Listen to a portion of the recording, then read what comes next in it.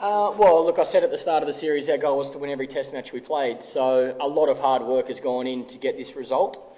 And yeah, it looks convincing, the end result winning 4-0, but I can guarantee you there was certainly a lot of tough times throughout this test series, but I couldn't be happier. We've played some really good cricket, we've played some very consistent cricket, and that's very satisfying.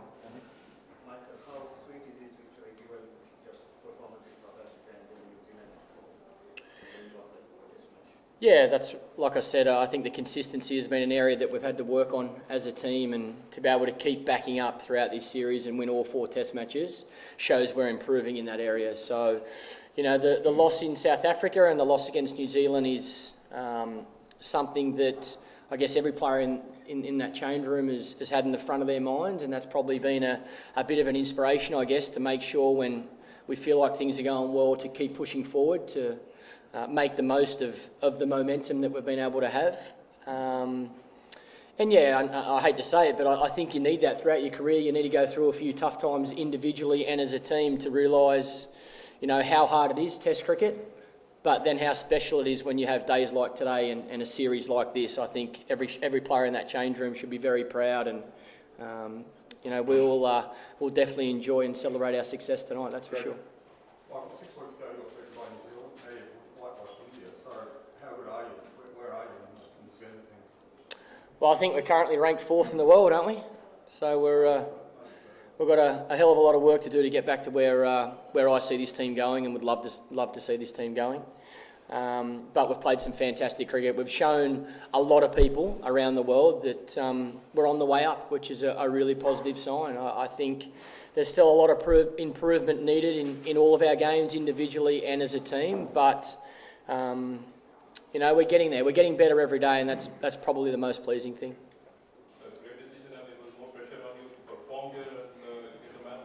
It was a great decision. That was funny though. You rock up the first. I hear all these reports about resting, and then rock up first day, and the coach goes, "I don't know what they're talking about." We haven't even talked about it yet. So it was just obviously other people's outside views. But no, you never want to miss a Test match for your country, no matter what you're playing, whether it's a 2020 one day or a Test match, whatever. You want to be out there. You want to be performing and competing for your team. So no, there's no doubt that I wanted to play this last match, and obviously and help go for that 4-0 defeat and do that for the team. So I was just lucky enough to get the rewards, but it was a great team effort again. Sid, earlier in the summer, Mickey Arthur said that he felt this group of bowlers could get to the point of being considered the best attack in the world. Do you feel the way you've bowled this series as a group that you're on the way? Yeah, I think the way we're going as a unit, definitely. I think we've still got room for improvement, but I think we're all going in the right direction. And the good thing about the whole summer, I think, was obviously the amount of guys that played. You had Starkey in there as well. You had Jimmy Paddo. So there's a big turnaround from sort of the start of the summer till now. But whenever we changed, we always stuck to the same plan. It was always be patient, bowling good partnerships, and we'll get the rewards. And I think that showed whichever lineup we put forward on game day, that we got the job done together, and at different times each individual got their rewards. Why would cricket be the toughest game? Because there's so many ups and downs, there's so many swings and roundabouts. One day you can go out and make 100, in the second innings you get a duck. You know, you go from the best player in the world to the worst player in the world in the same day. You know, and we experienced that. Well, I've experienced it a few times throughout my career, but I think South Africa was a great example of that.